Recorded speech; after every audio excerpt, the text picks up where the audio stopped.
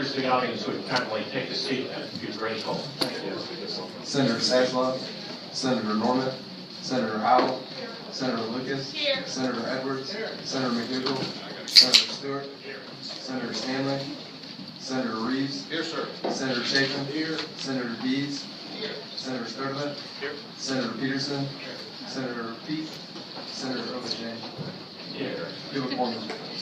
All right, a couple of housekeeping matters, and for those members who need to be in transportation, it would be a good time for you to proxy out of here, and then you can drop your proxy across the hall, or whichever way you want to handle it. At the request of various patrons, we've got a couple of bills, several bills that we may be able to quickly dispose of. Senate Bill 1592. The patron of that has asked that that bill be stricken.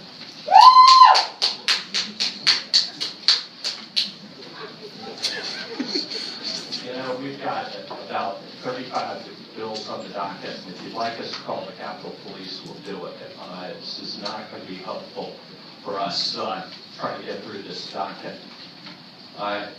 Senator Reeves moves, Senator Howe seconds, motion to strike that bill. All in favor signify by saying aye. Aye. All opposed. Senate Bill 1505, at the request of the patron, will be passed by indefinitely with a letter going to the Department of Juvenile Justice. Senator Reeves moves, Senator Sturdivant seconds that motion. All in favor signify by saying aye. Aye. All opposed. Third, Senate Bill 1432, Senator Reeves' bill is going to be stricken at his request. Without objection, that bill will be stricken.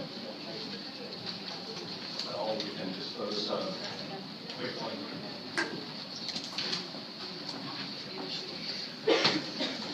We're going to suspend for a minute and let a couple of our members exchange proxies across the hall, or get in here from a proxy across the hall.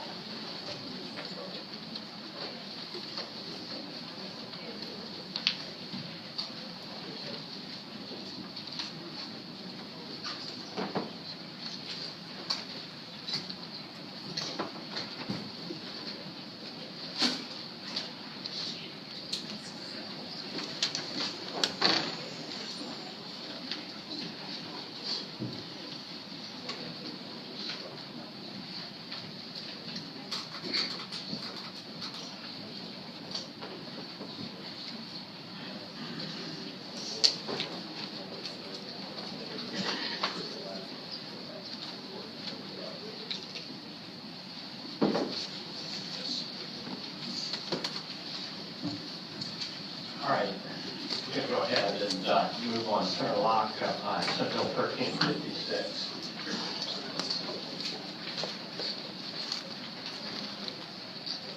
Thank you, Mr. Chairman. Senate Bill 1356 allows for multiple diversions for truancy, with the caveat that a student may be diverted only once each school year. The bill would extend the time frame for the diversion period to 120 days to allow more time to monitor the child's and family's progress toward completing the truancy diversion plan. The Code of Virginia authorizes one diversion for truancy over a student's entire public school education and limits the diversion to 90 days. Under the current system, status offenses are subject to more severe consequences than misdemeanor offenses, which may have multiple diversions. During the most recent school years for which data are available, which is 2012 to 2016. Senator, I don't want to interrupt your great, outstanding presentation. I think this is in good order. And I don't know whether any member of the committee has any questions of the patron. Unless they do, and if there is any concern, I'll let you get back into the middle of the presentation. But anybody in the audience wish to register support or opposition for this bill? I'm getting a thumbs up. Any thumbs down? All right. The administration says thumbs up. Unless any member has any questions, there's a motion properly seconded to report the bill. All in favor, signify by saying aye. Aye. All opposed? That bill is reported. 1495. Thank you, Mr. Chairman. Senate Bill 1495 was brought to my attention by a constituent, and what it requests is it removes the prohibition against entering an order for annulment when parties have been married for 2 years or longer. And rather than my trying to explain it, I would like to ask the constituent to explain it. So I would like to ask if Will Leviste would be able to come up and explain what he's requesting. Now, this is one I'm not going to interrupt you on because I think that there's a little hair on this one. All right, your constituent here? Yes.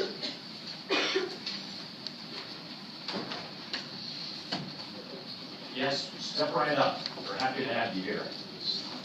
You introduce yourself, tell us who you are. Happy to be here. So, members of the committee, I'm honored to be here. My name is Wilbert Leviste. All right. The Hampton Roads area.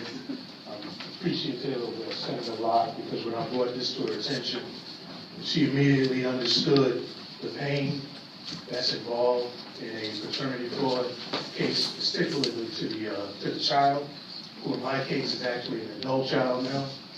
And then she also understood that this could happen to either a male or a female in a marriage situation. And so why I brought this to her attention is because after 21 years of marriage, I discovered through a chance DNA test that my daughter, who was 21 at the time, is not my biological child. It was the darkest moment of my life, and then it actually got darker because after the second test to confirm the test I hope was not true, I had to tell her. And I can tell you that the pain and sorrow that I saw in her eyes was something I would never wish on anyone. Now, she's 23 now. She is doing better. We are doing better. But what happened is that the statute as written only allowed me the opportunity to file a costly and painful divorce based on adultery.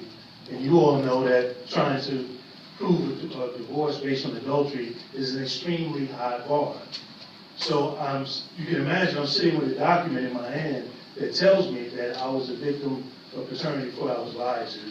And I have to, instead of getting an annulment, go through a long, drawn-out, highly expensive divorce case. It's ironic that I just left earlier down in Norfolk Chapter 13 hearing because I had to file for Chapter 13 to restructure all of my finances to pay the lawyer's fees as well as the subsequent alimony fees that are coming. So what this statute does is it doesn't change the relationship between the parents, proposed parent, and the child in any way. This was written at a time when you had less divorce, you had less children being born out of wedlock. What would happen is the same relationship that you had if the parents were not married, and there was a presumption or there was a lie about who was actually the father, and the truth was discovered. That relationship would be the same, and you have statutes that already address that, whether it's child support or whatever the case may be. What this does is this targets the marriage relationship, and it says that the person who did not reveal the truth does not no longer have the right to be able to benefit from the result of having been married. So that means separation of property assets. That means being able to still get alimony, and that's what this statute does. Now, just so the members of the committee, if you take a look at this bill, what it does is it eliminates the 2-year limitation on an annulment. Thank you very much for being here. I appreciate your explanation. I'm really sorry about the ordeal that you've been through. I know how painful it must have been. Does any member of the committee have any questions for the patron or for the witness? With that, I think there are members of the audience who'd like to be heard on your bill. Anybody else in support of the bill? Anybody with a contrary view?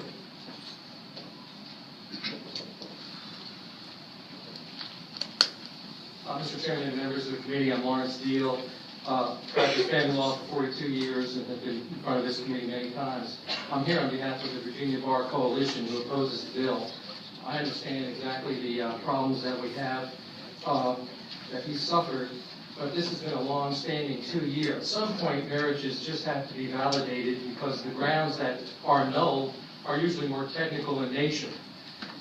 The consequences of this would be, I think, in a long marriage that later is annulled, which this would allow. And it really doesn't say specifically this has anything to do with paternity. It's just whether there's a valid marriage or an annulment. It has nothing to do with paternity. If you're the father, whether it's of the marriage or not of the marriage. But here's the consequences. You've got 14-year-old children now that all of a sudden are bastards or, of a non-marital relationship after all these years. And think about the intertwining of the finances, the reliance of parties in their lifestyle of work. I've given up work and a career, and now I'm having an annulment, which legally would prevent support, equitable distribution. I've done a lot of the legislation on equitable distribution, and to unravel it after years of marriage where there's co-tenancies and other things would just be a nightmare. You'd have to go through partition suits. So I don't think this is really addressing the problem this gentleman has. If there's a problem in fee issues, maybe that's the way to approach it in terms of assessing fees against the party who's made the allegations falsely. I think that's already built into the statute. So because of these consequences and the fact that maybe this is the only case we've heard, we've never had any issue. I've had in 42 years, I've never had a client come, or have even heard of other lawyers where they've had a problem with this 2-year annulment. It's very rarely used as a practical matter and would not solve the issues and would create more of a policy problem in future relationships. Thank you. Thank you. Appreciate that. Anybody else wish to speak to the bill? Any member of the committee have any questions or comments? Yeah, I have a question, Mr. Chair.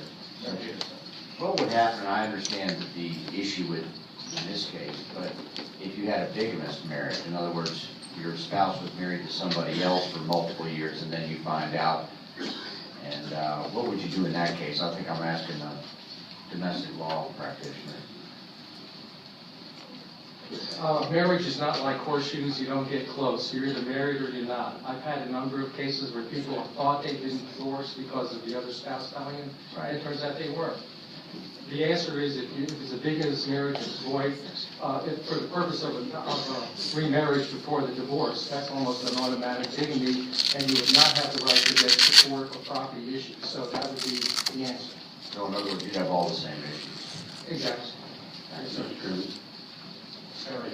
Just speaking to the Peterson's issue, 3 or 4 years ago, I had a bill that got passed that addressed that with the clerk of the court because there was no communication to find out. And I had a constituent who just had what Senator Peterson had. She couldn't get alimony or anything because she found out that her soon-to-be ex-husband was married in Southwest to some other woman and she with 3 kids. So how does that affect? So it's not going to affect her at all. Well, it would not affect custody or child support or those financial issues. It would certainly, if it's a bigamous marriage, prevent her from getting equitable distribution of spousal support. We're going to get Larry to start sending bills to members of the committee. Senator McDougall. I think that in listening to your story, I understand, and I think most members understand how traumatic that would have been, and I can only imagine.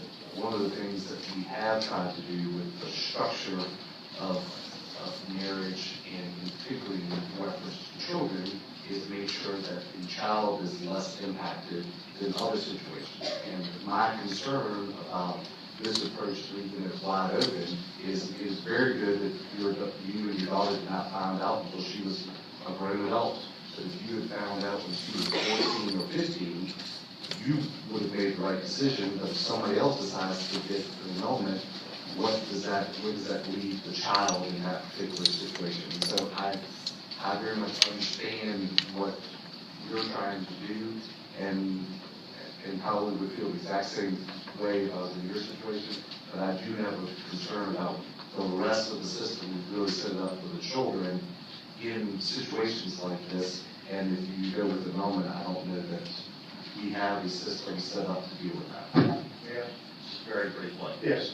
What it would do is that it's the same situation as if the mother and father was ever married. So the child's situation and the statute's already addressed. Now, 2 people come together, they're not married.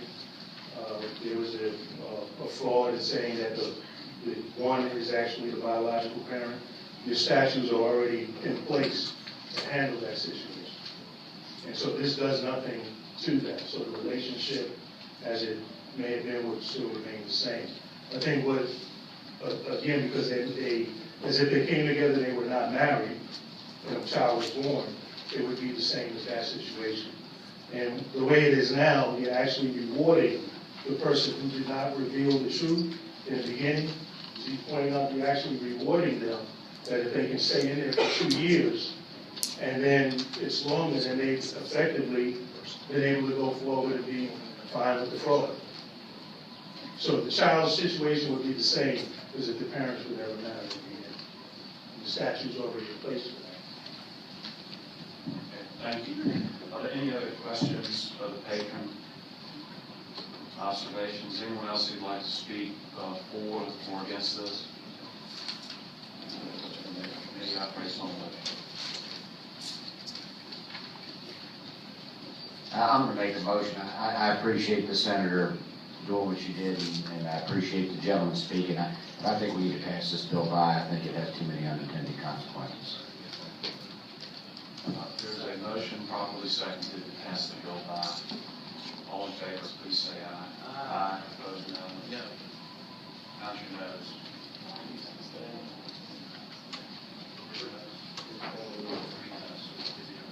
And like that bill, Jason. Thank you. Thank you. Senator Cosgrove. Good afternoon, Mr. Chairman. Good afternoon. Senate Bill 1506. Yes, sir. Senate Bill 1506 is brought forth by the Trust of the State Police. The bill simply authorizes the Department of State Police to submit fingerprints and accompanying records to the FBI. Be advised that the FBI's next generation identification rap back series that when an individual subject to a criminal background check is arrested for or convicted of a criminal offense not reported to the department, which would disqualify that individual from licensure, certification, employment, or volunteer service with that entity. So there is no Okay. Any questions of Senator Cosgrove on this bill? Do you have anyone who'd like to speak in favor of it? The State Police is here to meet. Well, please come on up.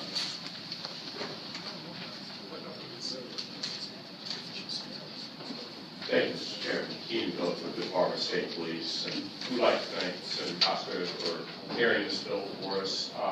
This is, as Senator Cosgrove said, just enabling legislation that will enable us to take the snapshot that is a non-criminal justice background check for licensure or employment, such as for teachers and the like. That is a snapshot in time, and instead get information back when one of those individuals subject to the background check is then arrested in another state, because we can access the FBI's next generation wrap back information for that purpose. So it's just the ability to, it's just enabling legislation to allow us to do that and prevent duplicitous background checks every 5 years, and really streamline the whole process and get more information associated with those checks when those arrests come. Okay. Any questions of the witness? Move to report. Mr. Chairman, hold on just 1 second. Ask a question. Senator Duke. When we do DNA collection of individuals who are charged with violent felonies, we destroy that if they're found not guilty. In this particular situation, we are removing that data from the system if they're no longer in that position that requires a continuous background check. Mr. Chairman, Senator McDougal, the law as it currently stands calls for the state police to develop policies for disposition of fingerprints that are subject to wrap back. If this bill passes, it would be incumbent upon the department to adopt those regulations to deal with issues like that. Generally speaking, it is the owner of the record is the applicant, the institution that is causing that licensure, and so it would be incumbent upon us to establish the procedures for destroying that once the person is no longer employed or no longer intends to be employed. Because in some cases, teachers might move from one jurisdiction to another, and it might benefit the process for them to not have to resubmit fingerprints if they're just moving. Mr. Chairman, Senator Duke. I would feel more comfortable if we did not give you the choice whether to promulgate that regulation, that we required you to remove them once that person is no longer employed. And that's, I would feel significantly more comfortable about this. But I might be the only one, so I don't know if City Cosgrove feels that that would be an appropriate amendment, or I'm not sure how the bill would be amended to deal with the destruction of data. I'm not sure that falls within the structure of this bill, but I think that in your position as Senate Finance, and Senate Appropriations bill would become law.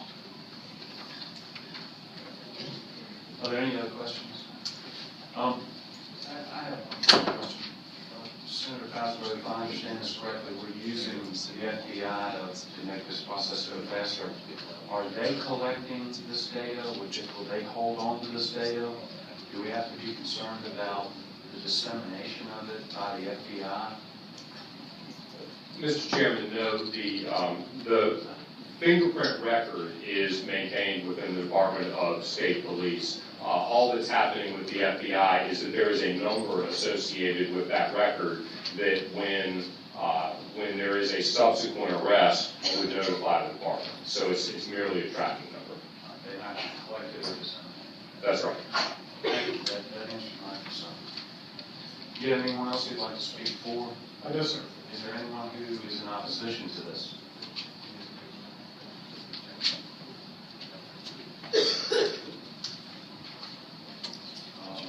Committee operates on the motion. Move. Report. Is there a second? Excuse me? There is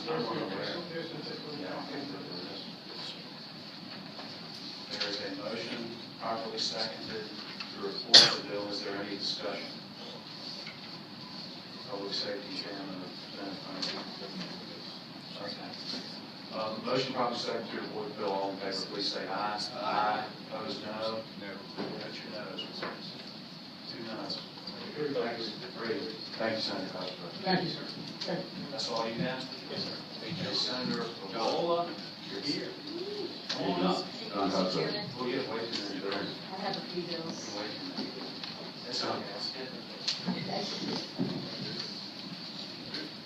Do you care what order I take them? Let's go in order. How about Senate Bill 1199? Okay, Senate Bill 1199. There is an amendment in the nature of a substitute. And Mr. Sherman, this bill Senator came... Howell moves, Senator Stanley seconds. Can we adopt the substitute? All in favor, please say aye. Aye. Opposed, no. Substitute before us. Let's look at that substitute bill. Well, Mr. Chairman, it makes a few technical changes. It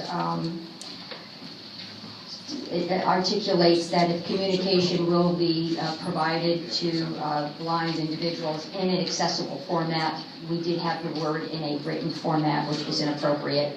This amendment changes that. And we also, on line 86, added that the service provider must have been provided with a notice and an opportunity to be heard if there's some question about services being provided to individuals. It sort of goes throughout the bill. On line 33, after the service provider has been provided with notice, that's a new line. Line 66 is new, and line 98. And then I can just briefly explain the bill. Okay, the bill came to me from an association that advocates for individuals who are blind. And I also work with the Disability Law Center. There is a perception, and I can't tell you unequivocally if there is the reality, but there is certainly the perception that when individuals who are blind appear before court regarding child custody cases, there is discrimination related to a parent's blindness. So what this bill does is it defines a blindness. It says blindness cannot solely be used to determine the restriction of custody. And if it is alleged that blindness should be a factor in a custody decision, a party must have clear and convincing evidence And if evidence is demonstrated, the blind parent shall have an opportunity to demonstrate how supportive services would help address the problem. The court must submit in writing the decisions based on these criteria. The framework I outlined would also affect foster parents and adoptive parents if custody questions came up. So that's the essence of the bill, Mr. Chairman. I do have an individual who wants to speak in favor of it. Well, please, let's have your witness. Thank you, Mr. Chairman. Good afternoon, Mr. Chairman. Good afternoon, committee. My name is Mark Glenn. I am a member of the National Federation of the Blind of Virginia. We are the oldest and largest organization for blind individuals in the state. Also, a quick story. Back in September, there was a young blind woman in Illinois who gave birth to a child, and the hospital officials said that they were not clear how she might care and feed for this child. So subsequently, the authorities stepped in and removed this child from the woman. Now, this month, in February, she is receiving a hearing, but even if she prevails in this hearing, she's been denied these 4 months of bonding with this new child. So I would ask the members of the committee to feel how, to state how they might feel if they were subject to the same situation. Now, the American Bar Association has stated that 12% of parents with disabilities do experience some form of discrimination in these cases, and they went on to say that if that form of disability is blindness, that percentage grows even higher. With that said, the American Bar Association has passed a resolution stating that individual states should pass laws that strengthen the rights for blind parents, especially in cases that involve parental rights. So, with that said, I would urge the members of this committee to pass Senate Bill 799. Thanks very much. Thank you very much for your testimony.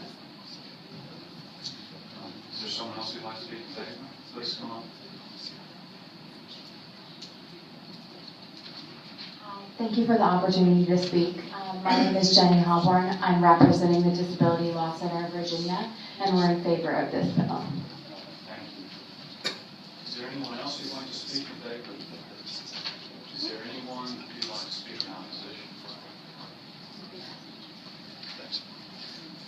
Seeing none. Any member of the committee have any questions of Senator Ward? Move to report. Second. Motion properly seconded to report the bill. All in favor, please say aye. Aye. Opposed, no. The bill is reported. Thank you, Mr. Chairman. Our next bill is Senate Bill 1501. Bill 1501. Senator Black is a co-patron with me. This bill came out of a PERC work group where we had some law enforcement officials and certainly advocates for women and those that work with survivors of domestic violence and sexual assault. What this bill does is for PERC kids that are older than July 1, 2016, and where there was a reported, in other words, a victim went to the law enforcement and actually made a report, PERC kit went to be analyzed, and the PERC kit is now identified as having a DNA identifier. In other words, there was actually evidence that could be determined after the PERC kit's been analyzed. This says that law enforcement must go back to the victim who actually filed the report with police, let the victim know that DNA evidence has been determined, and give the individual an opportunity, if the statute allows, to either pursue prosecution or whatever legal avenues might be available. So your bill would require the information be provided regardless of whether it's requested by the... That is correct. As long as it's, like I said, there's real information there, as long as there's DNA evidence, it would require that the victim be informed. And the law enforcement folks would be trained on how to do this. We don't want to re-traumatize the woman. So So we tried to look at this holistically. I respectfully ask that this bill pass. And for maybe people speaking for this bill. Any questions of Senator Lowell first? Members of the committee? Mr. Chairman, I did want to, and I think the chairman began to ask this question. As the bill is written, it requires that the victim be provided the information whether they request it or not. And so I wonder if a victim doesn't want to receive it, whether it's the patron's intent that the victim must receive it, instead of inserting the words that the victim and others, upon request, shall receive. I'm happy to answer that. The expectation is that the victim would have to be contacted, but certainly if the victim chose not to receive the information, that would be honored. That would be the practice. That is, you are correct. That is not exactly what is stated. I am happy to defer to some of the folks that were on the task force, but you are correct in your reading. Well, I guess the question would be, could they decline? Or would the individual be compelled to provide the information under the bill? We need your help with that. Mr. Chair, members of the committee, if I can provide a little bit of clarification. So this is for a finite set of kits that have been in existence pre-passage of the legislation in July 1, 2016. So in these cases, you had victims who made a report to law enforcement and did not have the opportunity to request receiving information about the analysis of the kit. So that's why there is a proactive requirement on law enforcement to make that good faith effort to reach out. These may be 20-year-old kits where the victim thinks the kit was analyzed and tested and nothing came of it because they weren't being given information as to what actually was going to be happening with the kit. So that's why in this narrow circumstances, there's a requirement for that proactive reaching out. It does not clarify in the bill whether or not at that particular point in time the victim can say, thank you for the call, but I don't want to know the results. And that certainly would strengthen the bill, but I think you still need that proactive outreach.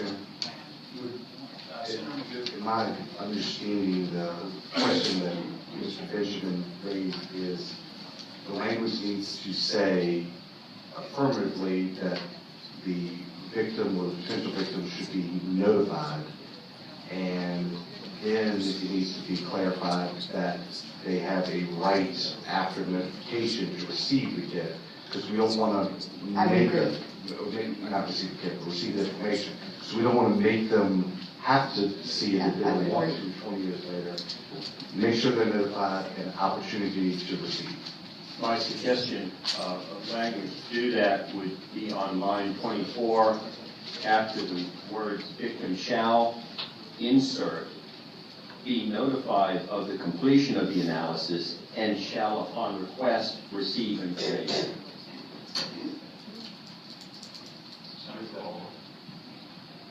That's a friendly amendment. Second that. Motion probably second to amend it as described by Mr. Benjamin. All in favor, please say aye. Aye. Opposed, no. Ayes have it. Okay. Anyone else who'd like to speak in favor? I'm sorry. I think you're okay, but if you want to say support, that's good. Ian Shaw, the police chiefs, we actually support and brought this bill forward, and thank Senator Buell for taking this concept forward. We have instances in which we have had old cases that because at that time the victim chose not to go forward, or because there wasn't capacity at forensic science to test every single kit. Now we have that capacity, and so we have had cases where these results then come back to the agency. We would like the opportunity and to encourage our agencies to notify. I think we're with you. Okay. Anyone else who'd like to register their support? Anybody in opposition? Let me ask that first. There is no one else. There motion? Motion properly seconded. All in favor, please say aye. Aye. Opposed, no. That bill, of course. Thank you, Mr. Chairman. Turn it over to the tough chair. It's going to be getting tougher and tougher, I think. Senate Bill 1502. This is a very straightforward bill. What it does, there are some multi-jurisdiction grand jury structures in our state. They're sort of regionally based. And there's a list in the statute about what kinds of offenses can be referred to the grand jury for, investigation. And what my bill does is it merely adds hate crimes to the list of. Let me just ask you real quick, we've had. I don't know whether I was here when we initiated this, but I certainly have been. I was here when we expanded it to cover drugs, when we covered gangs, and the aspect that led us to expand multi-jurisdictional grand jury jurisdiction was because of the types of crimes and the fact that those crimes involve multitudes of people and criminal enterprises that cross jurisdictional boundaries. What aspect do you think justifies expanding it to hate crimes along with those principles? I think the rationale, and I certainly will refer to some of my speakers, but I think the rationale was to be able to access a wider range of investigative resources. Is what some of the advocates and I guess the Attorney General's office had suggested would be a good thing. Chairman, one, the Attorney General's office is not doing all that jurisdiction. Grand juries, and that's something that some of us have been vehemently against historically. But a grand jury is a group of individuals appointed by the circuit court that set and hear evidence to make a determination of whether there's probable cause in a criminal offense.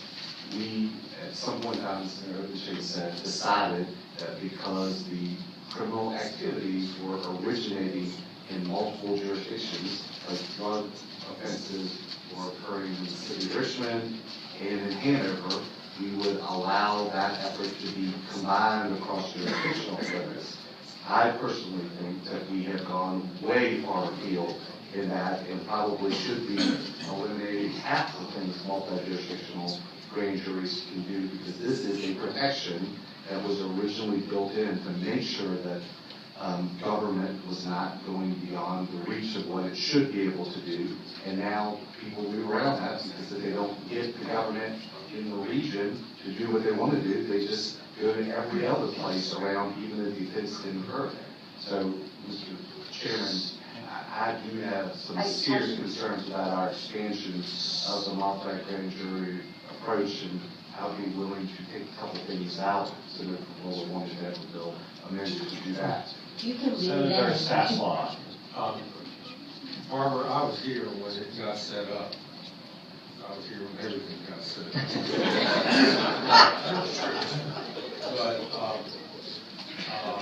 But it was set up, I think, in the late 80s, if I'm not mistaken. And it was set up to handle the drug problems that was back and forth between Northern Virginia, D.C., and Maryland. And that's what set it up. And it was set up just to handle that. And I'm not so sure we ever envisioned it. And I supported the initial hate crime bill. Okay? I voted for it. But I don't think this is, to be honest with you, I just don't think this is a place for that or is needed. I mean, hate crime is totally different than a drug raid. Well, my understanding, though, is that the grand jury could refuse to accept a case. Is that not correct? So this would really just be another tool in the toolbox. I'll defer to my experts. I don't spend a lot of time on criminal matters, but I have been given the admonition that the grand jury works under the direction of the prosecuting attorney, and that they'd indict a ham sandwich if the prosecutor asked them to. So, they're not going to say no. We'll hear from your speaker. Thank you so much. I would ask them to be brief. Sure, I'll be brief, Mr. Chairman, committee members. My name is Mike Jagel. I am the section chief for the major crimes unit of the Attorney General's office. And respectfully, Mr. McDougal, our office does participate as special counsel in a number of these grand juries around the state. We participate with local Commonwealth attorneys. We also, as you know, play a part in the the establishment of these various grand juries around the state in processing paperwork in the Supreme Court. But I think the problem, if you will, is that a number of these crimes, state police tells us that a number of these hate crimes are being committed around the state, 155 last year. Very few of those, the Sentencing Commission tells us, are being convicted.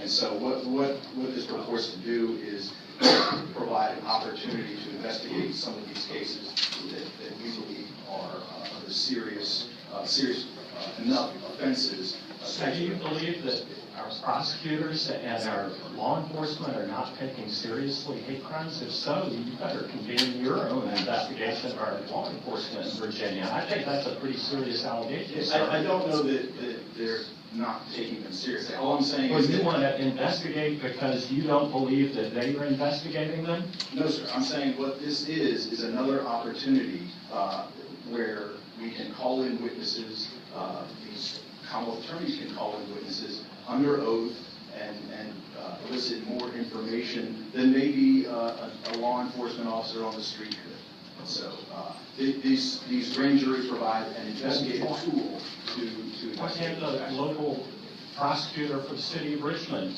do that? There's nothing that prevents him from doing a regular grand jury, is there?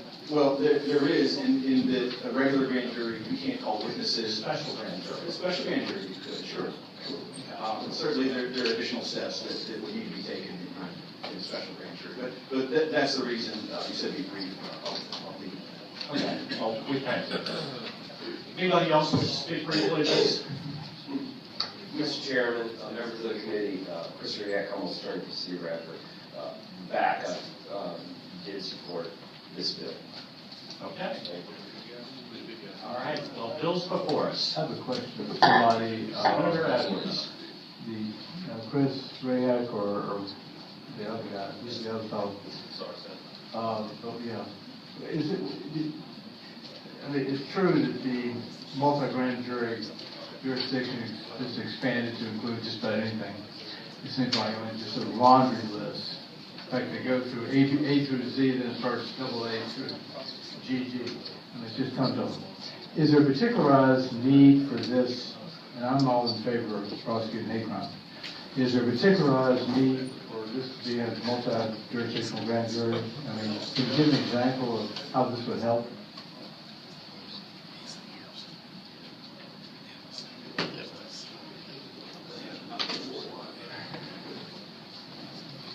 Senator Edwards, I think there could be, for instance, a hate crime in which someone, let's say assault and battery, where someone's injured, maybe. Well, I think he's asking for a specific instance that you feel has not been addressed.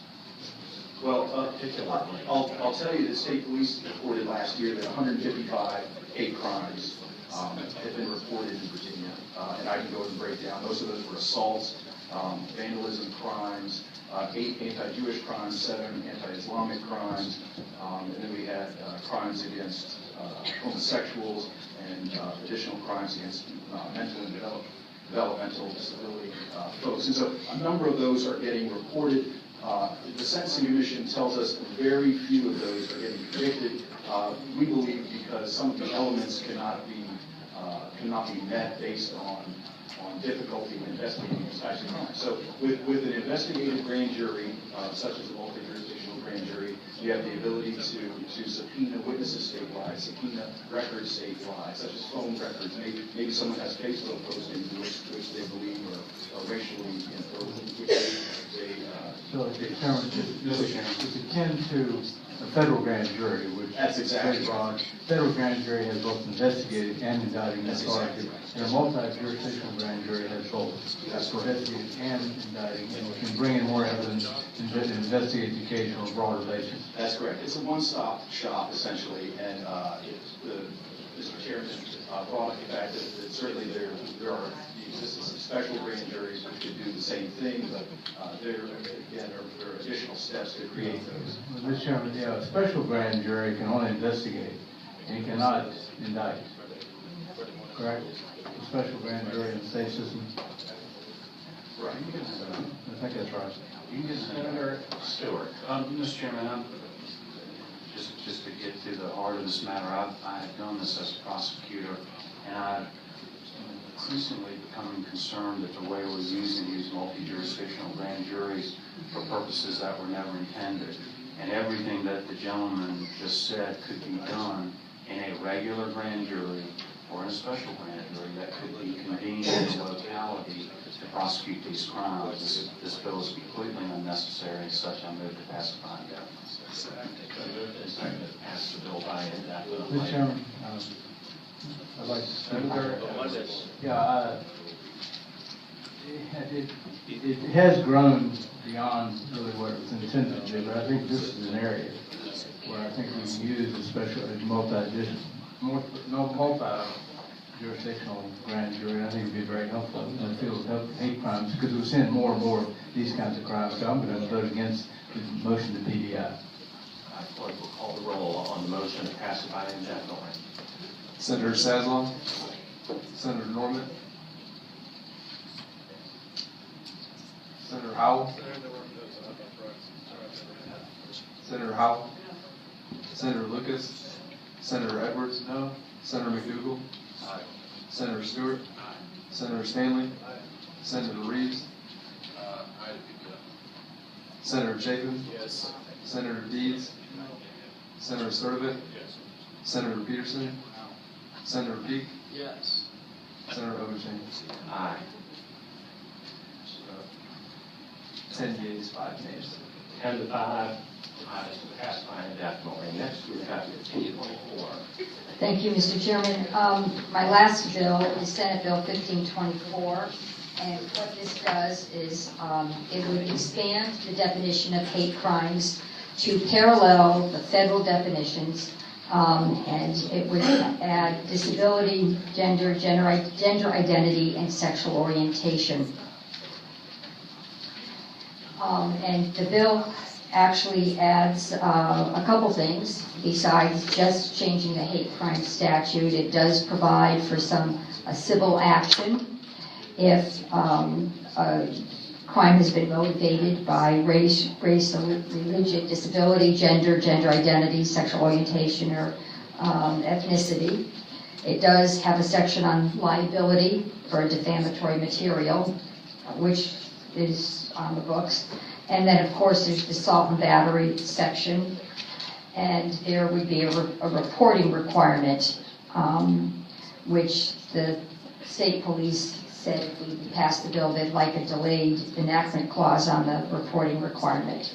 And the reason I put this before you is, I guess as you heard from the previous speaker, in 2015 there were 155 hate crime offenses reported in Virginia, including 71 assaults and 49 acts of vandalism or damage to property.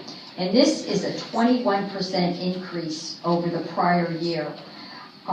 Some crime analysts and experts believe that one of the reasons that our hate crime numbers are rising, it's because we're not prosecuting, and we're not doing a good educational effort on what exactly constitutes a hate crime. 45 states have hate crimes on the books. 17 states actually include sexual orientation and gender identity.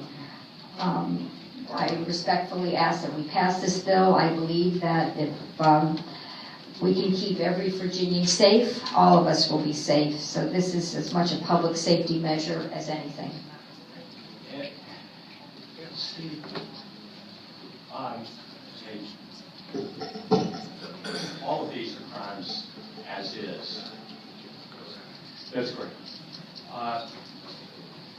If we add it to include gender, well, first of all, how broad an expansion of our hate crimes legislation is this?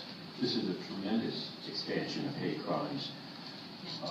What it does is permit at least the arrest and the charge for a hate crime anytime the victim is a different gender than the accused. Would that include domestic assault?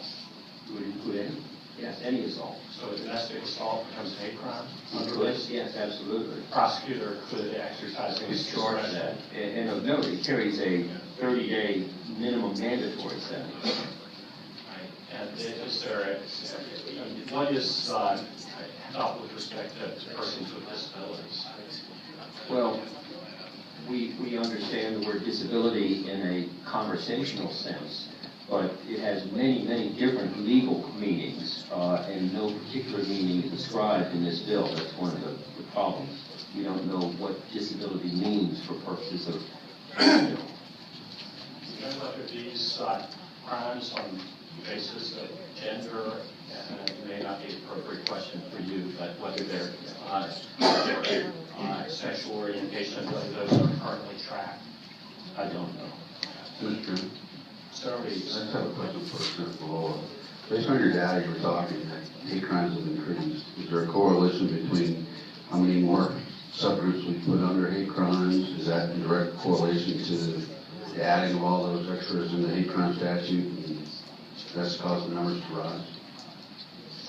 I don't know if there's a direct correlation, Mr. Chairman, Senator Reeves, but we have, in 2015, there were 82 crimes based on racial bias, 23 on religious bias, 22 on sexual orientation, which is voluntarily reported by local jurisdictions to the state police, 15 on ethnicity, and 13 on disability. So, Mr. Chairman, I would just say we added, I think, one of those, so that's probably where those charges are coming from in that data. All right. Let's hear from folks who'd like to speak in favor of and opposition, and we're going to have to roll through these. So I'd ask you to be brief. Mr. Chairman. Yes, sir. I'm sorry. Senator Howell, I'm sorry. I'm wondering if I could make what I view to be a friendly amendment, and that would be to strike the references to gender. Now, leaving disability, gender identity, and sexual orientation, but removing gender. I would accept that as a friendly amendment. I'll second. All right, it's been moved and seconded to strike the word gender. All in favor, signify by saying aye. Aye. All opposed? All right, that amendment passes. Yes, sir. Mr. Chairman, on behalf of the Attorney General, the Attorney General supports. Thank you.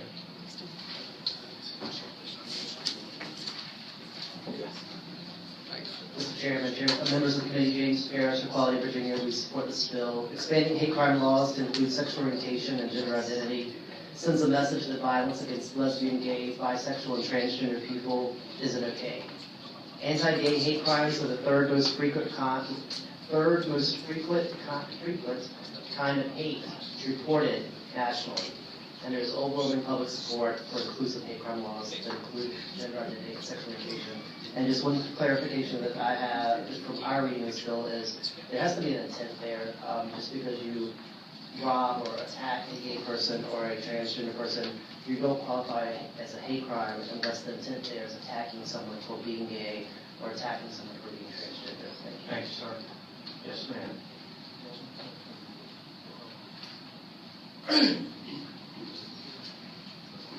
My name is Nancy Summerlin. I represent the Virginia Interfaith Center for Public Policy, and we support this bill. Thank you. Yes, sir. Chairman Josh Hessler with the Family Foundation of Virginia. We oppose this bill. We fundamentally oppose hate crimes legislation because it amounts to thought crime. We believe the Commonwealth should be penalizing actions and not people's thoughts. Thank you. Yes, sir. Yale, Virginia, Assembly Independent Baptist, I concur with the comments made by Josh and the Family Foundation. I'm telling you, I would take religion out of here because any crime has got to be having a motivation of hate behind it. Thank you. Thank you. Yes, sir. My apologies, Mr. Chairman. Members of the committee, my name is Charlie Schmidt from the ACLU. We are in support of this bill. I didn't make it up fast enough, but for the reasons that have already been echoed, for the reasons that have already been stated, we echo those. All right. Well, the bill's before us this amended. Steve? Mr. Chairman, again, I have to note that although in conversational settings, we know what we mean when we talk about sexual orientation or gender identity, but those words do not have specific meaning within the code. For example, sexual orientation does not necessarily mean same-sex orientation. Everyone here has a sexual orientation, and that means that you are, again, opening it up to anyone of the same sex, anyone of the opposite sex. I also note that sexual battery is a Class 1 misdemeanor. So if you commit sexual battery, if you sexually abuse someone by touching them, that's a Class 1 misdemeanor of sexual battery. But if you commit a battery upon somebody because they have a sexual orientation, then you committed a felony with a 30-day minimum mandatory. We understand sitting here what the patron intends to do by criminalizing assaults based upon sexual orientation, but that doesn't mean that the law is confined to that. As written, the committee may wish to consider whether the bill should include the criminal aspect. It does create a civil cause of action, and there's less potential for unwarranted or unanticipated harm with a civil cause of action than there is for a crime that carries a minimum mandatory period of incarceration. All right, the bill is before the committee. Move been moved to pass the bill by indefinitely and seconded. Call roll. Senator Saslow? Senator Norman? Senator Howell? No. Senator Lucas? No. Senator Edwards? No. Senator McDougal? Yes. Senator Stewart? Yes. Senator Stanley? Yes. Senator Reeves? Yes. Senator Chapin? Yes. Senator Deeds? No. Senator Sturdivant? Yes. Senator Peterson? Senator Peake? Yes. Senator Overshawn? Yes. 9 yeas, 6 nays. The bill is passed by indefinitely 9-6. Thank you, Senator. I'll be back next year and try to improve it. Thank you for Well, your time. I think you raised some interesting issues, and our council has maybe given you some food for thought over the course of the I next year. appreciate your comments. I'd like to work with you. Senator Thank you. Mason.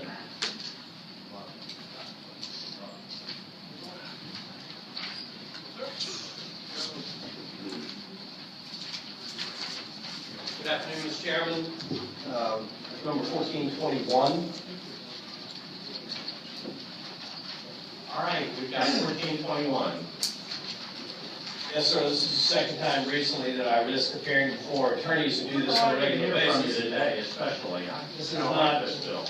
my parents raised me to be brighter than this, Mr. Chairman, but the thought process here is in condemnation situations, it takes many years. If the amount of land is higher. Senator Mason, Yes, if sir. you hold on just a second, if you have an amendment in the nature of a substitute you'd like us to consider? Yes, sir. Or not? That's fine. Okay. Yes, sir, Mr. Chairman.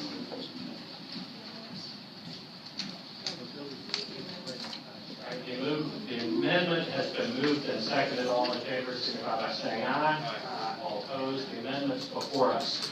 Go ahead. Thank you, Mr. Chairman. This takes a little different approach, a bit broader than I initially started with. They're trying to determine how, if the court rules that the amount of land was worth more than initially paid, and these proceedings take 6 or 8 years, we're just trying to get at a way to pay a legitimate rate of interest to the landowner that has had it tied up for a good period of time. This ties into the judgment rate. I had an average of the rate over the period of time. This establishes it, makes it a little cleaner. Yeah, I think what your original bill had, if I'm correct, is a rather complicated formula that the federal courts use for setting interest. And in Virginia, we've got a statutory interest rate, and as I understand your substitute, it simply rolls in the statutory rate of interest for awards in excess of the amount deposited for condemnation cases. Yes, Is that sir. right? Yes, sir. Okay. Anybody anybody have any questions for the patron? Anybody wish to speak in favor of or in opposition to this bill? It's been moved and seconded that the amendment, the nature of the substitute, be reported. All in favor, signify by saying aye. Aye. All opposed? All right, that bill reports. Thank you, Mr. Senator. Senator Norman.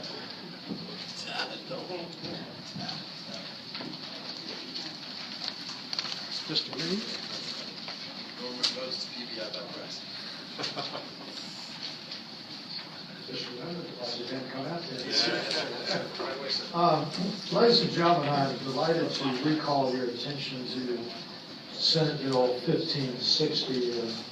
At the end of it, I will add a rather terse editorial comment. But the good news is that a number of the parties have worked very vigorously since the bill was last presented. We have an amendment in the nature of a substitute that I've asked to distribute in that. Senator Stewart seconds the adoption of substitute. All in favor, signify by saying aye. Aye. All opposed, the amendment in the nature of substitute is before us. Thank you, Mr. Chairman. Mr. Green, come on up here, because I want you to take pride in some authorship here. As you recall, there was certainly some controversy surrounding this bill the last time it came up, and I think there was some concurrence exactly what it did from the legal community. There was a layperson who thinks that she knows better than a series of attorneys who've read it. I'm not going to mince any words on it. I'm not through yet on it, but Mr. Green and the Commonwealth Attorney from Louisa and the Crime Commission have worked on it, and they have come up with a bill that has completely eliminated the concern about sex texting that some of you were concerned about, Senator Peake. So there's no enhanced punishment on that. Right now, today they can be charged with a Class 6 felony. Tomorrow they can be charged with a Class 6 felony. There's no elevation in the minimum mandatory punishment. So the law remains as is in that regard. They have narrowed it down so that it deals with the out-of-state production of pornography in which the person in possession in Virginia appears in it, and that's what triggers the enhanced punishment. Yes, are you so bold as to represent with a piece on this, or we just have a... Well, I'm not exactly sure where the dissenting which is, but I'll address that. All right. I understand. Mr. Chairman. All right, Mr. Green. Thank you, Mr. Chairman, members of the committee. We did work pretty hard on this to try and get it as laser focused on exactly the individuals that we felt the most passionate about. What we wanted to do was to make sure that those individuals that molest a child outside of the jurisdiction of Virginia and then bring those images into Virginia face a punishment that is more enhanced than a Class 5 or Class 6 felony for a subsequent offense. We tried to do that very thing. We have limited it to only those cases in which the child is under the age of 15 to avoid the teenage sexting issue. If the child is over the age of 15, then the punishment still stays as what it was before. But if they're under 18, and then they face the possessor faces an enhanced punishment, and if they are under 15 and the possessor is more than 7 years older than the child, there are statutory minimums that would be consistent with the production language for someone who is producing it within Virginia. We also narrowed the definition. We're not using production any longer, but we're actually narrowing it to an individual who appears. It does, again, shrink the number of people that will be affected by this enhancement, but it does affect the worst of the worst, which is what was our intention, to make sure that those individuals aren't looking at 1 to 5 years, but rather 5 to 30. All right. Anybody have any questions of the patron or Mr. Green? I have a question. This in-state, out-of-state thing, I'm confused. The person who does this has to be in state at the time they do it? The person who is, Mr. Chairman, Senator Edwards, the person has to be in possession of the images in Virginia. If the images were produced outside of Virginia, that does not make a difference.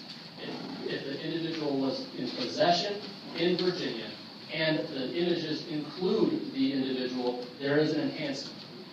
If the images were produced within Virginia, then we use the production statute.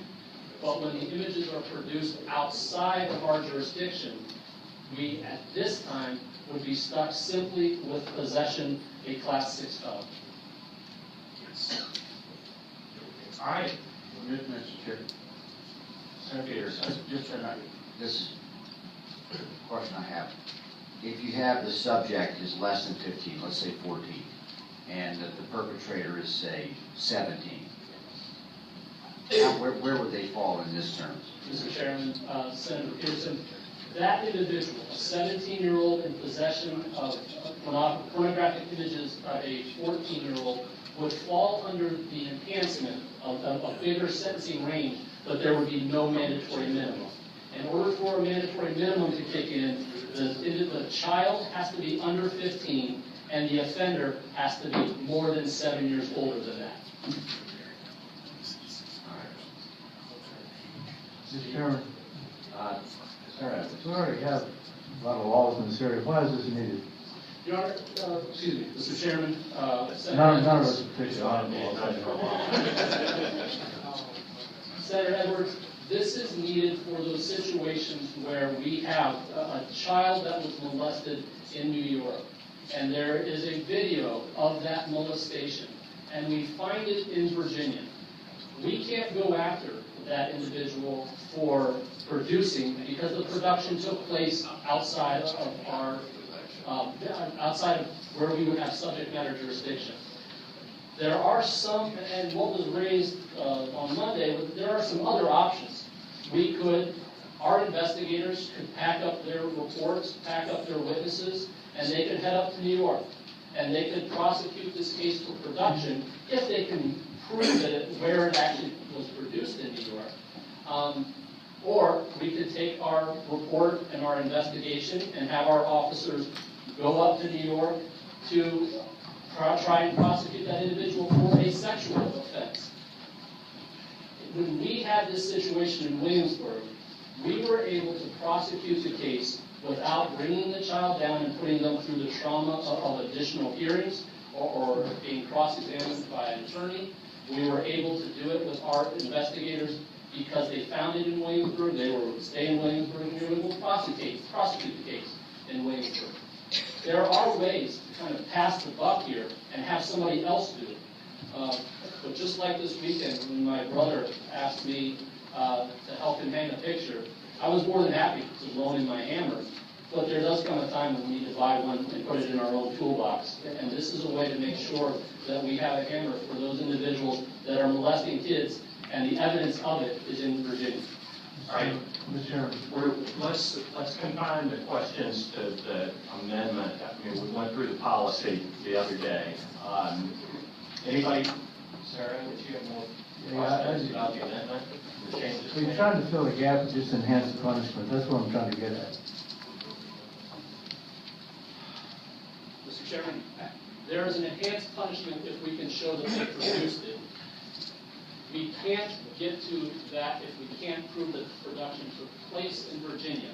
But if we can prove that they possessed it under very special circumstances, based on the child's age, based on the offender's age, and based on the offender actually appearing in the video, that would get you an enhanced punishment, as opposed to when we can watch you molest a child on video, only be punished by a Class 6 felony. All right. I'm curious, and I haven't had a chance to talk to him. Mr. Gibson's had a chance to look at it, and I don't know what he's going to say. So, I have reviewed it, Mr. Chairman, and the bill accomplishes the goals set out by the patron and as described by Mr. Green. All right. Senator Mr. Benjamin, what happens in this substitute language that talks about children less than 15 years of age? So we're talking about 14-year-olds and younger. What about those 15, 16, 17-year-olds? How are we treating them differently with this language than what we're doing today? If an individual is in possession of child pornography, regardless of the age of the subject, is a Class 6 felony. That's existing law.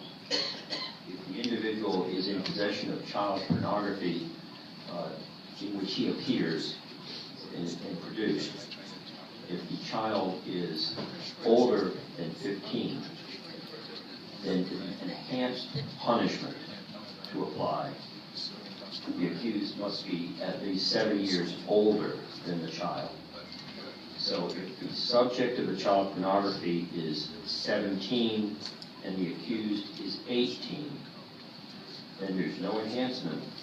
The accused is subject only to a conviction of possession of child pornography.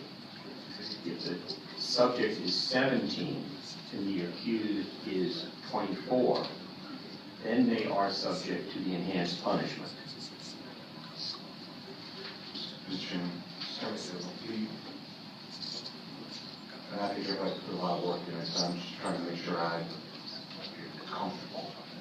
What happens for the individual who produced the video or film outside of Virginia, has it physically in Virginia? Can they be charged with production and possession if the child is 15, 16, 17, or now only possession? They cannot be charged with production because that's a crime that occurred outside of Virginia. They can be charged with possession, and if they produced it and they appear in it, they can receive the enhanced punishment regardless of where it was produced. If the production was in Virginia and the child is 15, 16, or 17, could a prosecutor make a choice to charge them with just possession based on this new language versus production? The prosecutor would choose between one of those two provisions. If the production occurred in Virginia, they could be prosecuted for production, which carries 5 to 30 with a 5-year minimum mandatory. But, Mr. Benjamin, this does not change the law, does it? It does not, oh no, it does not change the law for production at all.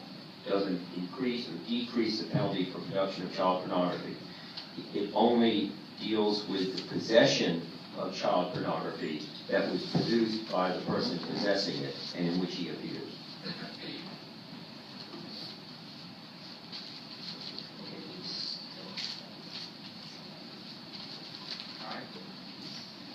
Any other questions?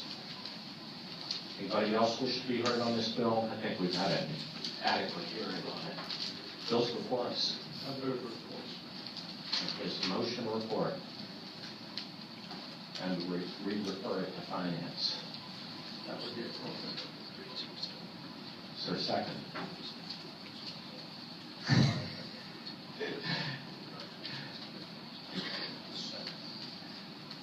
It's been seconded. Enthusiastically. Call roll. All right, all in favor signify by saying aye. All opposed? I think the bill fails on a 3-2 vote. Mr. Chairman, I would just say, I know there's a lot of reluctance on this, and there has been an exceeding amount of mischaracterization of this bill in the media, and I would not say that any of our members would ever be sensitive to a loud voice that doesn't necessarily understand the bill. But I will leave it at that, sir. Thank you for your courtesy. Pardon?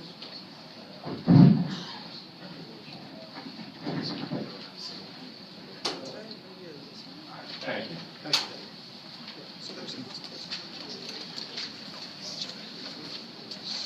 Next, Senator Serville. 1343.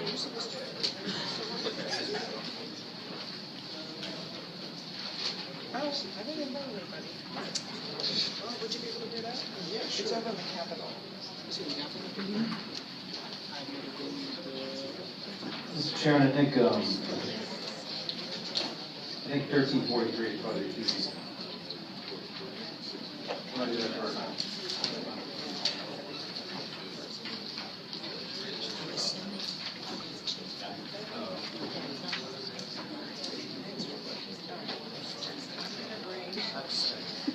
All right. Chairman. To Senate Bill 1343, I think there's also a proposed line amendment. Mr. Chairman, on page 1, line 36, after the word illuminated, add no party who is determined to be indigent pursuant to 19.2-159 shall be required to pay reimbursement except for the court funds could cause to do so. All right, somebody move that amendment. So moved. Second. Been moved and seconded. All in favor of adopting the amendment, signify by saying aye. Aye. All opposed? Aye. Senator Sorrell, tell us about the bill. Thank you, Mr. Chairman. Senate Bill 1343 was something that was brought to my attention by one of our juvenile court specialists up in Northern Virginia, who's actually here today. Probably explain it better than me, but basically it's her impression that there is inconsistency in application amongst the courts of the Commonwealth about reimbursements, ordering reimbursements for guardians ad litem, because there's language that requires every court to do it, but it's currently contained in the budget, not in the code. And so basically all we did was put the language up in the budget, we're sticking it into the code, and we're adding this sentence to make it clear who an indigent is, and they don't have to pay. And Kyle Skopek is here from Virginia, she can explain this better to me, but answer questions better than I can on this. All right, so basically, and if I can, I'm just trying to refresh my recollection. Basically, my understanding is that guardians ad litem are paid pursuant to court order, and what this bill does is it provides in certain cases in which a parent has the means to pay, we have the ability to go back and seek reimbursement from those parents. Is that it in a nutshell? That's it in a nutshell. All right. This shouldn't be changing the law, it's just putting it in the budget into the code. All right, so this is perennially put into the budget, and this simply codifies so that if at some point it's not put in the budget, we've got a statutory Well, procedure. also, I think she thinks that a lot of people don't know it exists, or some courts might be inconsistent about it because it's in the budget and they don't see it. Okay. Does anybody have any questions? And I don't mean to cut you off, but I think it's a fairly straightforward bill codifying current practice. Mr. Chairman, good report. Senator Chapin. Yes, Senator Searle, does this bill, will it cover all petitions for custody? Let's say that you've got a grandparent that files for custody against that grandparent, or you have an uncle that files for custody against the national parent, or other interested party. Is it going to cover those individuals and make them pay program based on their income? My recollection is that interested parties defined, I think, in 16.1228, or maybe in the custody code, and the grandparents are included as interested parties. But the language is broad enough to encompass almost anybody if it has to be, but there are some specifically defined family members that include grandparents, so it would cover them. But only if they file a petition. They have to be the one filing the petition. That is Senator Chapin. All right. Supreme Court. Mr. Chairman, members of the committee, Sandy Carrison, Office of the Executive Secretary, Supreme Court of Virginia. The courts have no position on the bill, but just as a point of clarification, because I want to make sure that all the information is there, the budget language that we have been following does not have the language on line 33 that says guardian with custody of the child. So just so that you know, if, for example, a grandparent is now the guardian of the child with custody, then with a guardianship established by the circuit court, I assume by that language, then that person could be ordered to reimburse the guardian ad litem charges, even if a parent is the person filing against. So the grandparent has been given custody, parent is doing what they're doing, they come back, file for custody, grandparent with custody now in a guardianship situation may be ordered to reimburse. Information. Scott, any thoughts about conforming this to the budget language and striking guardian with custody of the child? I have no problem with that. All right, is there a motion to that effect? So moved. Moved and second to strike guardian with custody of child on line 33. All in favor, signify by saying aye. All opposed, that language is stricken. Any other questions? Anybody wish to speak in favor of or in opposition to the bill? And if there's any fever, I want you to speak, okay? Been moved and seconded, the bill be reported. We also have Senate Bill 1488 of Senator Marsden's that attempts to address this, but in a slightly different way. And at the request of the patron, we would roll Senate Bill 1488 into 1343 and list both as chief co-patrons. So the motion would be to roll the two together, report the bill as amended. All in favor, signify by saying aye. All opposed, that bill is reported. Next, we've got Senate Bill 1344. I think I'm happy to do that now. We can do 1498, might be quicker, but, well, you know, why don't we just do it? Not going anywhere. Okay. Got it. 44. Yeah, it should be real quick. 1344. Okay, Mr. Chairman, 1344 is, oh, I'm sorry, I have a substitute for this. All right, Senator Stewart moves, Senator McDougall seconds, to adopt the substitute. All in favor, signify by saying aye. Aye. All opposed, substitute for us. Just so the substitute basically deals with the last sentence of the substitute, that it just makes it clear what a record is. So, for the members, what this bill does is it has to do with in-camera interviews with children. In-camera interviews are when a judge interviews a child without the presence of counsel or the parties. Currently, under current law, if a child is interviewed in camera in a search court, a record has to be made. That's the law today. But it does not say that for a court not of record. So all this does is makes it clear that if a child is interviewed in camera in a court not of record, either a transcript has to be made, or a recording has to be made, or this language in the last sentence, tangible medium sentence, is taken from 20-146.9, Uniform Child Custody Jurisdiction Act. Tangible medium could also be a judge writing down in the record what the child said. It can be, it doesn't have to be. But I'm taking that sentence from the UCCJEA. I want to note for the body, Mr. Larry Gill is here, and he's prepared to testify about this. Well, let's see if any member of the committee has any questions. One more important thing I need to point out.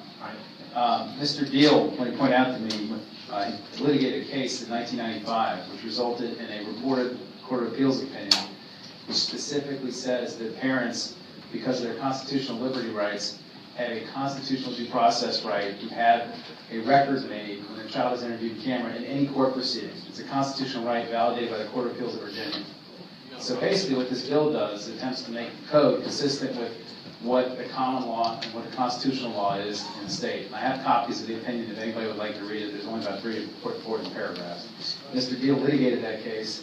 He wrote the treatise on family law in Virginia, and he's here to answer questions. If anybody has any questions about family law, if you feel like I can't answer. We've been seeking his counsel and advice on legislative and other matters all day. So, anybody have any questions as patrons at this point? Let's hear from. I'm highlighting it for the gentleman. Let's hear from the Supreme Court first.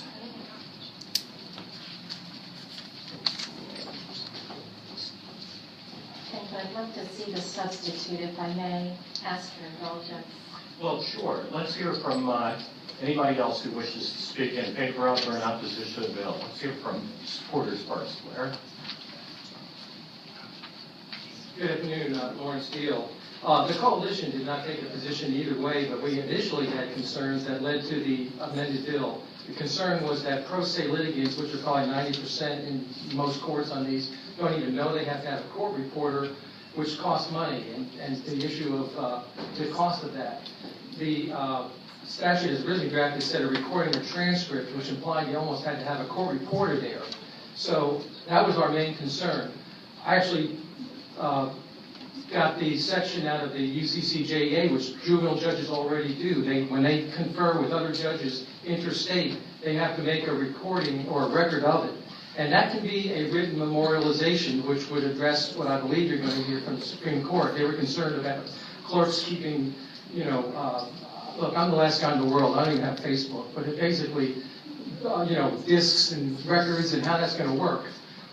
This would expand the definition of record, which we've already approved in another context, word for word, and would allow a judge to write notes on this. The Haas case was my case. Interestingly enough, I argued that against the former Senator Stallings of this body. They held that it's up to the discretion of the court to decide whether ab initio to interview a child in camera. That's always a very sensitive issue. It's the last thing attorneys normally do. We have guardians to speak for them. But there are cases where it's appropriate, maybe limited. So when that happens, Haas said if the parents aren't present, they have a right under the Constitution, the procedural process, to have a memorialization. They didn't define what that is. So I think the amendment that has been, or substitute that has been presented, solves that problem. It solves the Supreme Court's issue about judges having to worry about all of the electronics and how they memorialize something like that, because it gives the option of many methods. And again, there's precedent that we've had for years under the UCCJEA of the same way. So I can't speak on behalf of the coalition, but I think the substitute would address the limited issue concern we have. Thank you. Mr. Chairman, I have a question, Mr. Deal. This case was from the Circuit Court to the Court of Appeals, and where the in-camera interview of the minor occurred. Is that right? That is correct. Mr. Chairman, it did not involve an interview at the Juvenile and Domestic Relations District Court. That is correct. And there's a distinction there, because the district court is a court not of record. I mean, nothing has to be recorded. Individuals can record what they want to, but there's no record to go up to the circuit court, nor a record to review at the circuit court level. Well, my comment would be when you're dealing with a constitutional level right, it would apply to any court. In the vast majority of cases, the juvenile court is that final court of last resort. So you're talking about a due process right to review in this case. You cannot review the circuit court decision without a record. That's what this is about. Right. Correct. Okay, that's different though, and that's the constitutional right at the juvenile court level for an interview of a minor by the judge to be recorded. Well, the language of Haas doesn't distinguish between any court. It just says that the parents have a procedural, I'm reading it, procedural rights cannot be sustained unless a record of the evidence received is prepared. And so they talk about in-camera generically. Now, perhaps that can be read to be circuit court. I'll leave that up to you. I'm reading it broader because when you're dealing with constitutional issues, that should apply to any level of those rights. There shouldn't be less right in a court on this issue anyway. Mr. Chairman, I disagree with the reading of it. I mean, this is a policy decision of a different level, but I'm not sure it's a constitutional right at the juvenile court level. Well, because you're not appealing. Let's hear from other witnesses, and if we need to, we can circle back. Yes, ma'am. Thank you. Sushila Barkey from Richmond Poverty Law Center. We support the bill because it simply clarifies that any court may conduct this type of in-camera interview. Thank you. All right. Thank you. Mr. Chairman, members of the committee, Sandy Carrison, Office of the Executive Secretary. I think the amended version does address the concerns that the judges had about layering a procedure in a court not of record that applies more appropriately in a court of record, and to make a record that would then go up to the Court of Appeals. The parties have the right to a de novo appeal in the circuit court, and so that's their do-over, plus the judges have to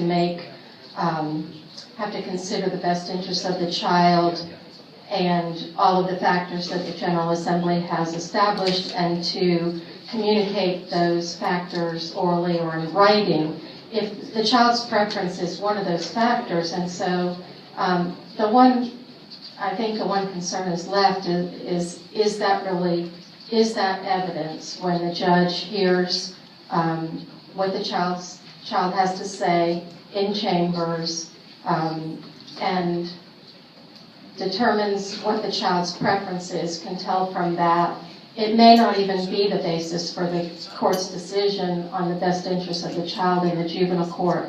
That being said, it's a process that's established in the circuit court, no doubt about it. And so that policy decision seems to have been made. And I don't know whether this is a fair question for you or maybe it's more appropriate for the patron. We don't go anywhere. And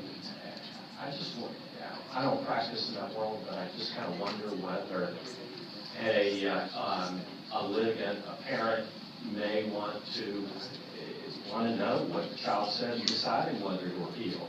And that it would be an important factor, not necessarily as an evidentiary matter going forward, but just, if their child is going to be interviewed in private by the judge, and the judge doesn't make it part of his or her express ruling, it just seemed to me that it would be an important piece of information for litigants to have a whole picture, whole complete picture.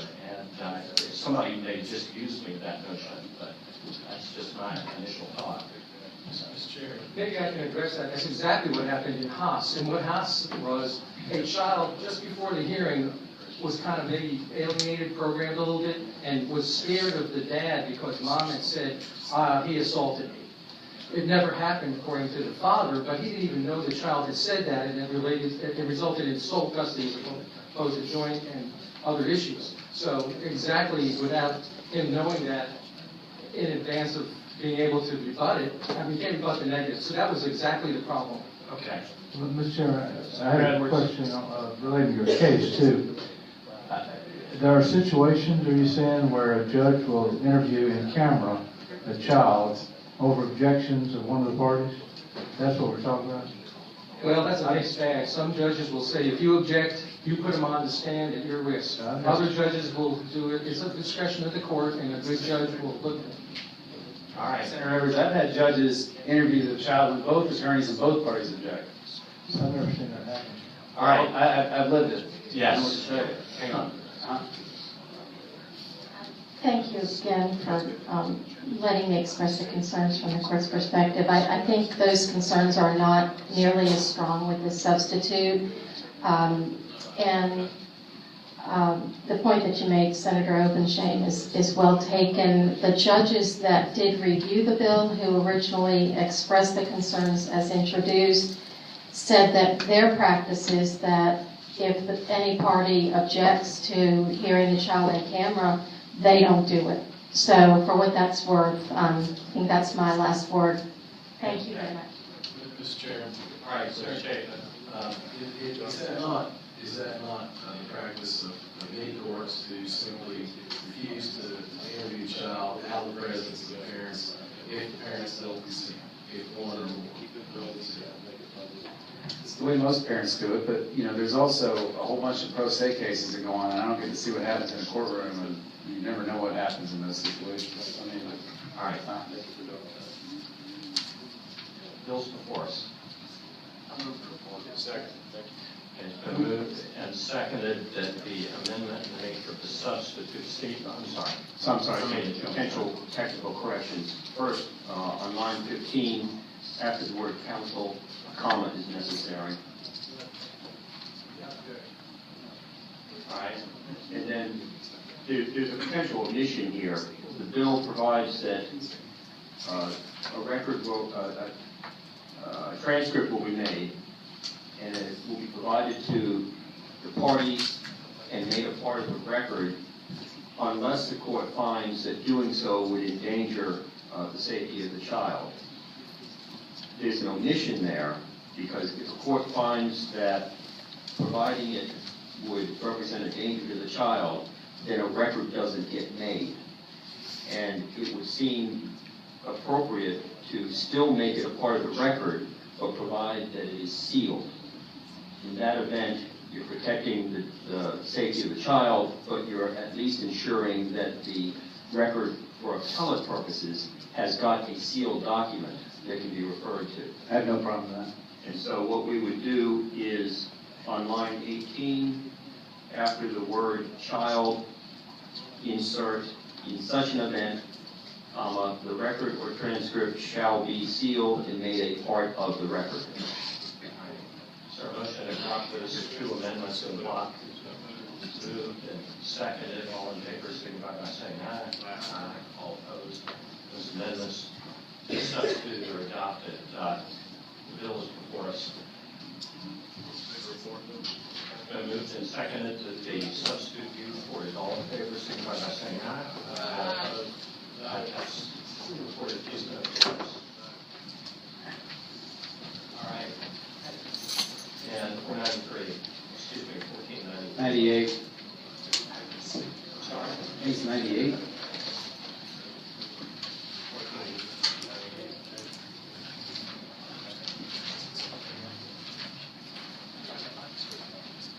All right, 1498.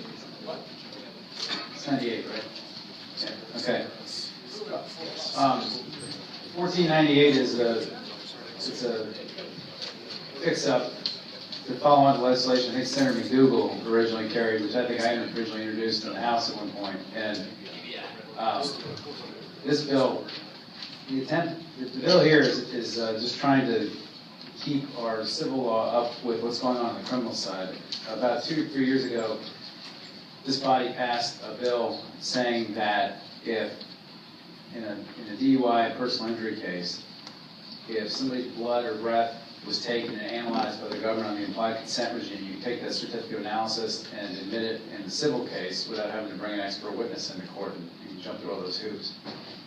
About 5-6 months ago, the United States Supreme Court came down with a decision called Birchfield. And in Birchfield, depending on how you read it, most people think, I think, that it says that the government cannot take your blood without a search warrant. And so a lot of blood cases are starting to come through the search warrant process instead of through the implied consent process. And the problem that creates is that in a lot of cases where people are injured, people are taken to the hospital and blood is taken, and so it's a search warrant that's done. And so blood is tested by the government, but it's not tested by implied consent. And so all this basically says is that if the blood is taken pursuant to a search warrant in a criminal case and analyzed by the government, that certificate of analysis can be used just like in a civil case, just like an implied consent certificate can be used. It's just an attempt to try and keep up with the changing reality of DUI practice given what happened in the last 6 months. And let me ask you this, and this is, I guess, with respect to a civil case, would the fact that, I guess, a blood sample is taken in violation of Birchfield, that prevent its use in a civil case in addition to a criminal case, since you're liberty in it? Never. Okay. In a civil case, if some evidence was taken unconstitutionally, that would not affect the admissibility of the evidence in a civil case that I'm in.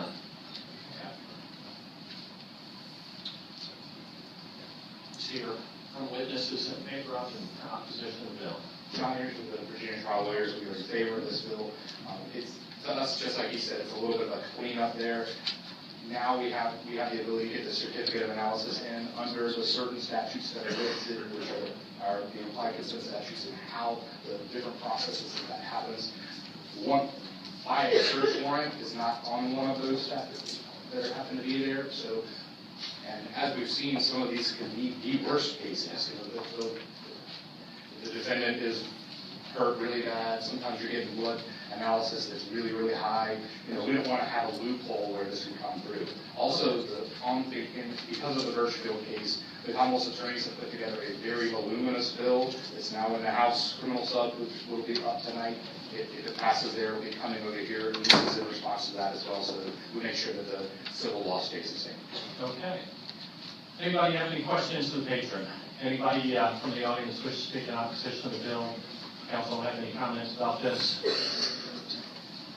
Mr. Chairman, actually in several places, but you'll see it first on line 28, it says, for a blood test administered pursuant to a search warrant, you don't have a blood test pursuant to a search warrant. You have a blood test of an evidentiary item obtained with a search warrant. And the quickest fix I can suggest is that after the word administered, you put subsequent and delete pursuant.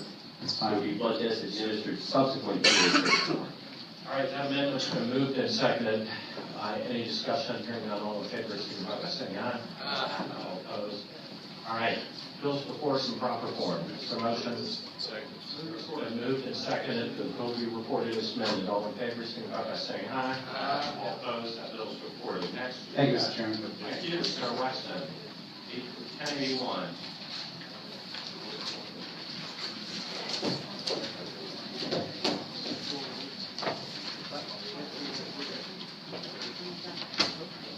Mr. Chairman, members of the committee. Senate Bill 1081 comes from the Boyd Graves Conference and the Family Law Coalition of the Virginia Bar Association. Several years back, you may recall that we passed legislation that would allow courts to order that parties not let life insurance policies lapse in light in divorce cases, and this bill would extend this rule to final orders. The obligation to pay spousal support ends upon the death of the payor spouse, but sadly the needs of the payee spouse seldom do. So this bill would allow the court, as part of its final order of divorce or an order for separate maintenance, to order that a party maintain or renew a policy of life insurance that was acquired during the marriage, and to name the other party, the payee spouse, as beneficiary. This is completely discretionary with the courts, but they are given a number of factors to consider when making this determination. You can see those factors in subsection B. They look very similar to the kinds of factors that the court considers when deciding how much of an award and what kind of duration of spousal support to award, and also such other factors that the court deems necessary or appropriate. So there's a catch-all in there as well. Courts could also allocate the premium expense between the parties. So credit as a credit against support due. This is kind of like the pro rata sharing of child support, of premiums for health insurance in child support cases.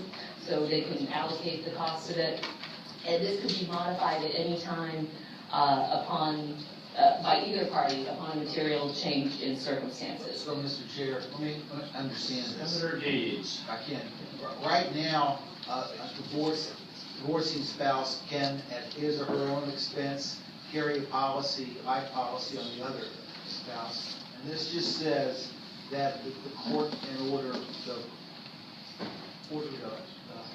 the other spouse to share in the expense of that. Is that what you're doing? That's correct, yes. So if that's something the parties are asking for, the court can allocate the premiums for that premium, or allocate the premiums between the parties pro rata or 50-50 or however the court deems appropriate. And, when we roundtable this bill, I'm trying to think of situations that might not be addressed by this, and how somebody unwittingly, unintentionally, or with that contrary to your intention, might be held to be in violation of this statute.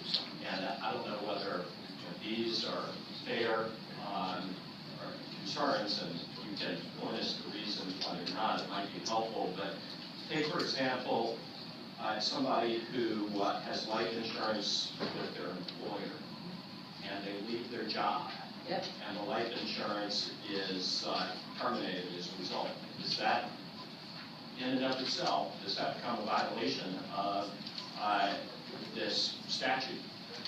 Mr. Chairman, and I have a witness here who can probably answer that a little bit better. I do not expect that. I don't expect that it would. Because it can be changed in a material change in circumstances, and I think it would depend upon the circumstances of that. But they have to go to court in order to do that. Steve, do you have that? Mr. Chairman, I think... Hang on. Why don't we get Mr. Deal up? Thank you, Chairman and Mr. members. This came out of the Boyd Graves Conference. It took a year and a half of study. I wrote it, so you can blame me or whatever. But let me go through a little bit of the issues you just raised and careful attempt to hit all issues. Years ago, somebody came in with a bill, I think 20 years ago, 15 years ago, just said, we're going to allow the court to do life insurance. No guidance. It should have been poo-pooed, and it was. We looked at every state that had this authority. Most of them do. There's a parallel authority. Child support requires the court to maintain existing life insurance until there's no obligation. We have the right to apportion the cost of survivor benefits, death benefits, that can be done under 21073G2, which I chaired a committee that came up with that part. So there's authority for post-death things. The answer to your question is, if the policy by its own terms terminates because of the new employment, then he wouldn't have the right to designate a beneficiary anymore, and that would not be a willful violation. That's what we looked at that, because of the requirement that he has authority to designate a beneficiary, which if the policy, through no fault of his, is terminated, so that would not be a factor. We looked at the That fact. would not be a violation? Correct. Now, if he changed the beneficiary and he was still working there, that would be a violation. Let me hit the highlights, though. This only requires the maintenance of policies that were in existence as part of this marital partnership. Unlike some states that say, go out and buy a new one, this doesn't allow that. It allows for modification, too, which is the key thing that made this work as far as the consensus of family law and Boyd Grace, because this is also supported by the coalition. I'm sorry. The term life insurance policy that expires. Then the issue would be if it can be reinstated, the court can consider that, but with term policies, sometimes the premiums are so excessive that you can come in, and this is why the modification really makes this work, because we got to that specific issue. What happens if 10 years from now it goes to $1,500 a month? But so his spouse who's ordered to maintain the insurance, if his or her term insurance policy expires, or if they change jobs, it's incumbent upon them to go to court to seek a modification of the order. Well, it would be the requirement of the recipient beneficiary to come in and say, order it to be reinstated or renewed, Judge. So if it terminates by its own terms, and that's under B. If you look at A, small letter 3B, it says the court has the authority to renew any existing that has lapsed or canceled during the marriage, or has the right to designate. If the premium issue at the end of a term later, I think I misstated that, that's for the renewal of statements during the marriage. But if there's a premium policy that terminates by the term, then they can come back in and get a modification to have it terminated or amended according to cost and other issues. So there can't the court say, pursuant to 20-107.1:1, it is ordered that marriage is dissolved, the spouse A shall maintain existing life insurance policy from American Life Insurance Company, and shall renew such policy under B, and shall designate the spouse as beneficiary. So, if it's a term policy or if it's an employer or provided policy, if that stops, I mean, I don't know why he wouldn't be in violation of this order under this provision. Well, if he's ordered, it does say that provided the party so ordered has a right to designate a beneficiary. That's under C. And if the policy is terminated by its own terms, he obviously doesn't have that authority. I don't think we have. Ordered under B to renew. Well, B is a specific. Read it. What this is we're worried about someone that knows the divorce is coming in a month before he goes off with the lady friend or whatever during the marriage policy. This isn't addressing the renewal later. This is addressing that, like, if he can reinstate it. Actually, there's a friendly amendment that was made on the House side of 2289 that passed out, it's coming over here, that talks about reinstatement as opposed to renewal. That's the same basic concept. So the court could require him to do that later, but then the motion to modify is the key that would protect that payor when it's a huge premium increase, which terms can do. We looked at that. Anybody have any other questions? Certainly. I'm trying to understand this because I sell life insurance, and I think you're on a point when you get to the end of the term. Some companies have a balloon that you can't afford, but they have a conversion that you have to go to universal life or some type of permanent policy. My other concern, Mr. Chairman, is what's the insurable interest if you're divorced? I know what our policies say. There's no insurable interest if I'm divorced from there. So I don't understand. I guess it's on maybe line. Well, one of the conditions. 23 said reinstate pursuant to its terms. Well, the terms of the contract which I have with the insurance company say you must have an insurable interest. Is the court not dictating that is an insurable interest? Are you changing a private contract between one person and another? No, if the policy itself, and there's other kind of policies where you can designate a former spouse. It's done often, but if the policy itself says a spouse cannot be done, and this says that has to be that authority, then there would be no insurable interest. That would be evidence at the trial, and the court would just basically say, I can't do it because the policy terms don't allow it. But many of the policy options that we look at allow it. Certainly there's some that don't.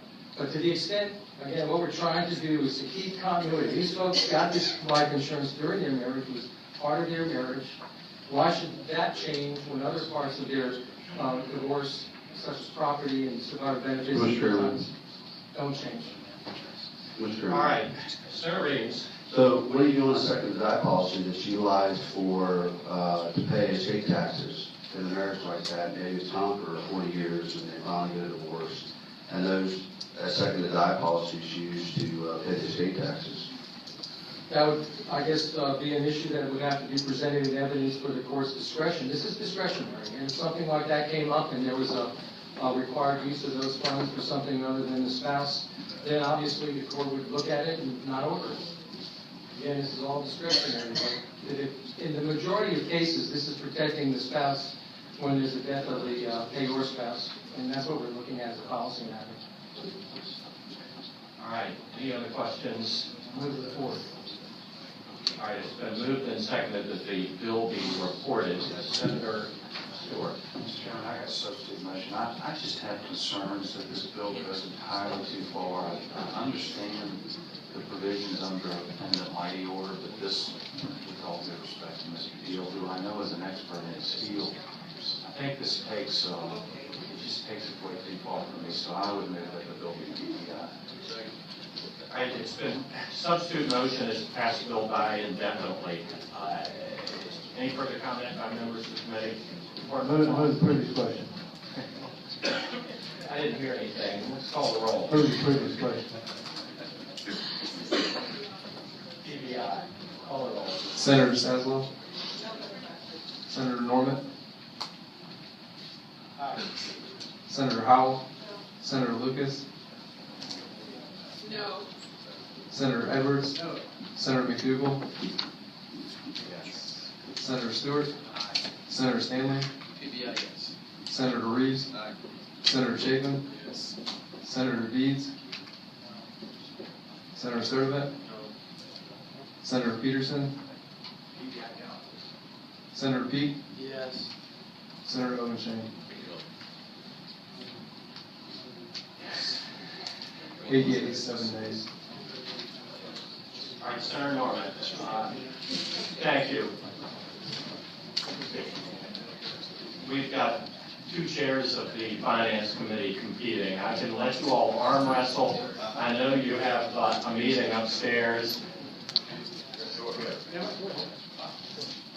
Senator Hanger, we're on a family court roll, so are you? Why don't you Well, just hop on? Okay, It's I will. Not headed necessarily in the direction you're going, but. Well, that's quite all right, because I understand the dynamic, and I would set the table, Mr. Chairman, by observing two things.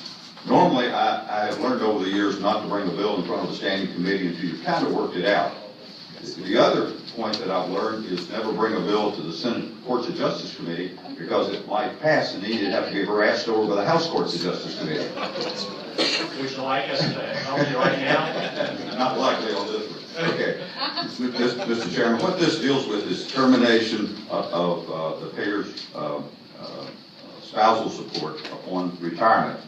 Now, this is something I'm sure y'all thought about in the past. I've thought about it. I have constituents that are concerned and think that we should address this. I think Mrs. Hanger is concerned. Right, yeah, she would be. Well, hopefully, we're going to keep our current arrangement, and I won't be confronted with this. But it is a real issue. I understand from the family law section, I believe that they're looking at this. But there are some, and that's why instead of just saying, okay, I'll let y'all study it, at least I'd carry a bill here, put it on the table, and y'all can, abuse me or whatever you want to do. But it's a real issue. The people that would like to retire, and they, I'd like to just basically flip it. So, that on retirement, then the burden of proof should be brought to court to say it could or should continue after retirement. And that's the essence of it, Mr. Chairman. So my understanding is that your bill creates a presumption that the date for alimony to cease is the date that the payor spouse reaches full retirement age. Full retirement age, based on the definition of Social Security Administration. All right. Yeah. Okay. Very simple. Mr. Deal, very simple. Once again, I was involved in the Stubblebine case. That was my case, which is kind of our lodestar case on when you can retire. It was a 5-4 on-bound decision, very divisive. I represented the retiree. It basically says it's a factual